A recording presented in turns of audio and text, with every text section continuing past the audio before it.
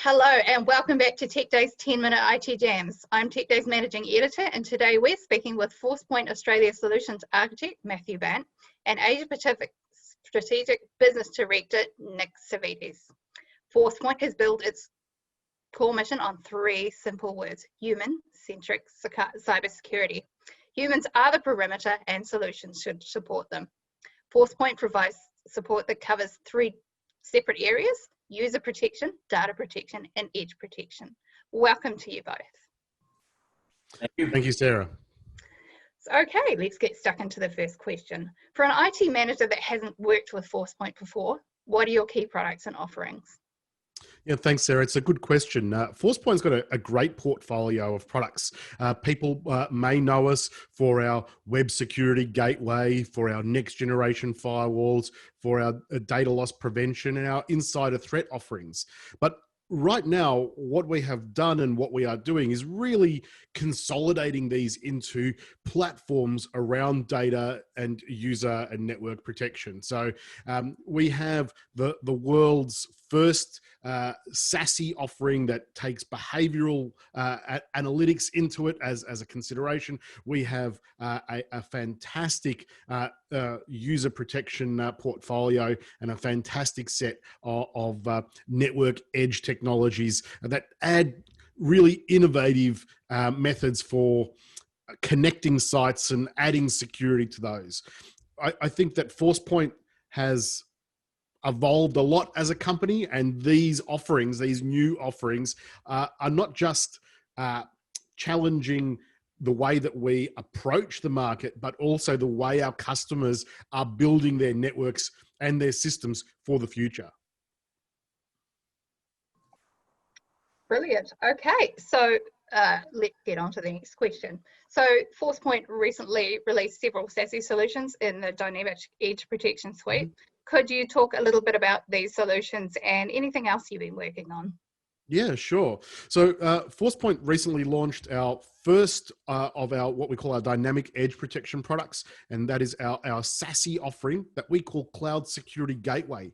And if you think about the way the industry has moved and the way we adopt and use technologies, people want their cloud security in the cloud. You want your proxy in the cloud. You want cloud access security broker, CASB.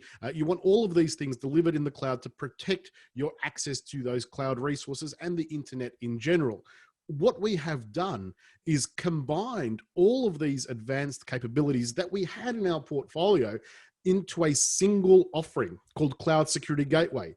So now you have to think about it as an outcome as opposed to a technology. So when you buy into Forcepoint's SASE platform, you're actually getting that outcome as a whole. So you get the CASB outcome, the ability to protect your cloud applications, protect your data in those cloud applications. You get the web hygiene, the web security that you expect from Forcepoint. In that offering, you get advanced malware detection and sandboxing and remote browser isolation for those customers that want that extra level of security. And you get a clear path for data protection, taking your on-premises data loss prevention and bringing that into the cloud. So that's the first part of our dynamic edge protection portfolio. The next thing that I'm very excited about that we're launching is as part of that edge protection is what we call private access. So that first part is all about securing your access to the cloud and to the internet. But our customers want even more. They know they will still have a hybrid scenario for a long time. They will still have on-premises applications for a long time. So we're building the ability to take them from the cloud back into their environment. So eliminating the need for a VPN so your user can work anywhere. We're taking the data center and the cloud and pushing it out to the edge of the network. No matter where a user is, they can get access to those cloud resources, those internet resources, and micro tunnel back into their on-premises applications. We're very excited about the launch of that offering, Forcepoint Private Access, and that will complete out the Dynamic Edge Protection portfolio. But we're not stopping there. In fact, we're adding our behavioral analytics that has driven our insider threat and data loss prevention businesses over the last 20 years, we're taking those and adding them in 2021 to that offering, so that a customer not only is getting that network protection and that data protection, they're also getting user protection in a risk adaptive way across those platforms. And I might ask Matt here to add some comments on why he's been dealing with a lot of our customers recently on this, who have really warmed to the technology and have and are very excited about it. I might ask Matt to add some comments about his experience so far. Yeah, definitely. Thanks, Nick. Yeah, what we're finding, and exactly to back your words up there, is I think the days of segmentation of technology are numbered and almost gone. The lines are blurred now from where users are storing information, where data is held. We're seeing basically proliferation of data going to cloud applications and being stored on premise, and users being able to work from anywhere and everywhere. So a converged platform, being able to tell a story back into an organization, where it's a simplified management platform, one place to go and control and look at your users and follow your users from endpoint to network to cloud, is what we see is the way of the future. As I said, having to look at different places for web security to network security to cloud security is just complex. So what we're trying to bring to the market, and what we've brought to the market successfully, is the ability to converge all of those into one successful and singular platform to deliver back to organizations of any size. So yeah, we're pretty excited on the topic. Right, so Forcepoint is a global company. It's got a presence in almost every country around the world.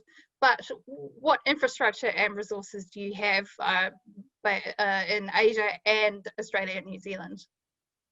Yeah, great question, Sarah. And I joined the company back in March this year to head up our strategic business across Asia Pacific. So I know the complexities and the number of countries that we operate in, and we have a very broad team in the region. Forcepoint is a global company. We have resources in nearly every country that we have major operations in. We have significant resources here in Australia and a team in New Zealand. We have professional services that can deliver our products and our outcomes to our customers.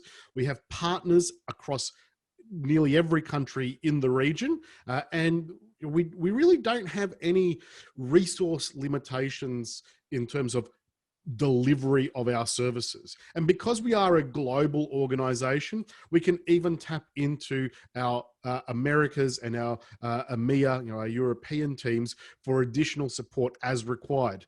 We've spent a lot of time in training our partners, and we continue to invest in that area and to grow our partner ecosystem to help us support our customers in the region.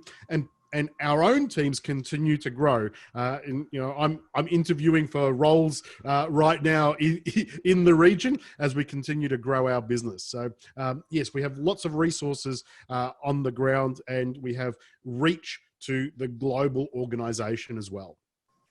Sure. And I'll just add from a technical perspective as well. Obviously, we're well cemented within the region as well. So we have localized data centers built out here, full redundancy. Data sovereignty is obviously a significant factor for us as well. So everything is localized. And AWS is obviously a resource we use as well. So local availability zones all there. So from a technical perspective, we are fully localized. Yeah, that's a great point, Matt. And I might add to that we are also expanding our local infrastructure in region. Not only have we made investments in cloud platforms like AWS and others, we're also expanding our edge. The way that we're building our services allows us to put them into any cloud and into telcos, so that we can ensure that we have the right performance, the right data governance, the right policies, and the right data sovereignty for our customers. So we've met those challenges. It's one that I get a lot of requests for. How do I handle my data export? How do I handle flows? What are our policies around all of those things?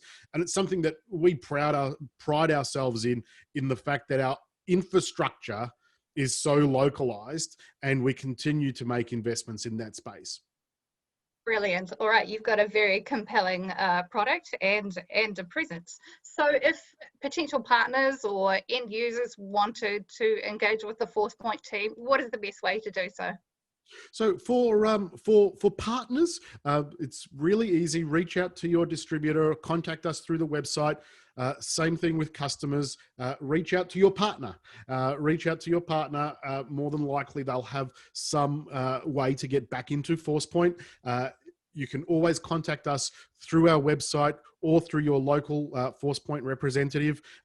There's phone numbers, there's forms, there's any way possible now to be contacted. I don't know if it's a blessing or a curse, but you can get in touch with anyone here very, very easily. That is brilliant. More ways to contact, the better. Okay, so that concludes our Tech Day 10-minute IT Jam with Forcepoint's Matthew Bant and Nick Savvides. Thank you so much for talking to us today. Great. Thank you. Thank you very much.